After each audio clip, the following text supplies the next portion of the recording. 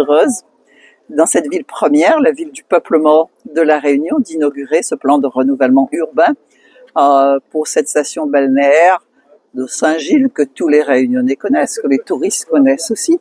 Et donc, c'est un aménagement qui était absolument nécessaire. Voyez-vous, parce que l'on a aussi végétalisé cette ville, c'est pas terminé d'ailleurs, avec les plantes endémiques, les bois de couleurs qu'il y a ici à La Réunion, et on essaye de gagner un petit peu sur les abords de nos ravines, ces ravines qui ont vraiment montré leur force lors du dernier cyclone Garance. Et Saint-Gilles est aussi une ville résiliente.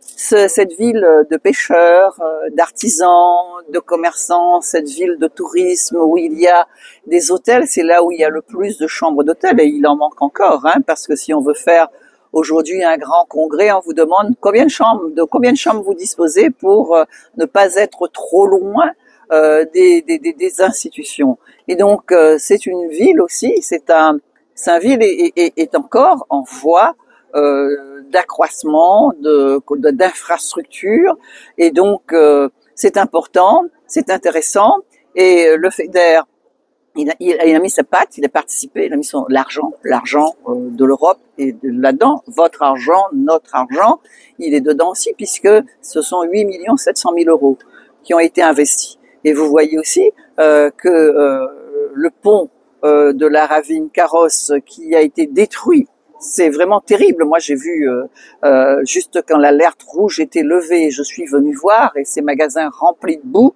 et le pont qui a été détruit et qui va être reconstruit. Et l'on a besoin de bâtir encore la Réunion du million d'habitants, et aujourd'hui on a presque 900 000 habitants. On a besoin de logements.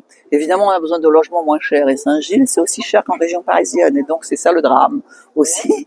Et que heureusement qu'il y a un village en haut qui est un village de pêcheurs. Saint-Gilles, Saint-Paul est une ville de ressources comme La Réunion. C'est un pays de ressources. Et donc c'est cela aussi qu'il faut que nous voyions. La Réunion a un avenir. Elle a de l'avenir sur tous les plans. Sur le plan de l'énergie, on a là l'océan. L'océan, on a la marée, on a la houle, on a le swak, on a l'air, le vent, le soleil. Vous voyez, on devrait être un moment autonome énergétiquement. Et donc, pour ne plus avoir besoin de ressources fossiles. Et c'est ce que normalement ça devrait être, mais c'est difficile parce que le premier investissement, il faut beaucoup d'argent pour cet investissement-là. Il faut vraiment beaucoup d'argent. Mais c'est un cher qui va nous coûter bon marché. Au lieu de ce bon marché qui nous coûte cher après, c'est cela il faut aller vers cela, vers beaucoup d'argent pour l'investissement, pour que ça coûte moins cher, pour que ça soit plus facile pour les habitants, pour les hommes et les femmes de cette terre de La Réunion. Si vous avez des questions, je réponds parce que je suis bavarde. Vous avez évoqué le SAR. Oui. L'avenir sera en hauteur. Précisément, qu'est-ce que ça veut dire? Ça veut dire que dans ces communes... Non, mais je pense qu'il faut y réfléchir. Parce que, vous voyez, dans des pays qui sont plus vastes que le nôtre, vous prenez toute l'Afrique du Nord et bien d'autres pays, la Grande-Bretagne ou je ne sais où, à moins que l'on veuille aller aussi habiter dans des endroits où il n'y a pas d'infrastructure, où il n'y a pas l'électricité, Internet, tout ça arrive très lentement. Et donc, vous voyez, dans ces villes, on a construit en hauteur. Mais la construction en hauteur, il faut aussi qu'elle soit vraiment durable, du matériau durable, avec tout autour tout ce qu'il faut, des crèches, d'aires de jeu pour les enfants, pour que ça soit aussi attractif. Notre territoire, c'est 2512 km².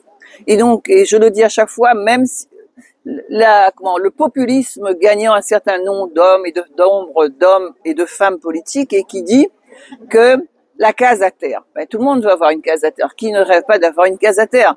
Mais ça n'est pas pragmatique, ça n'est pas réaliste. Et je dis à chaque fois, même si on met une case à terre jusqu'au sommet du Piton des Neiges, jusqu'à dans la gueule du volcan de l'autre côté de la Fournaise, eh bien, il n'y aura pas assez de place pour avoir une case à terre.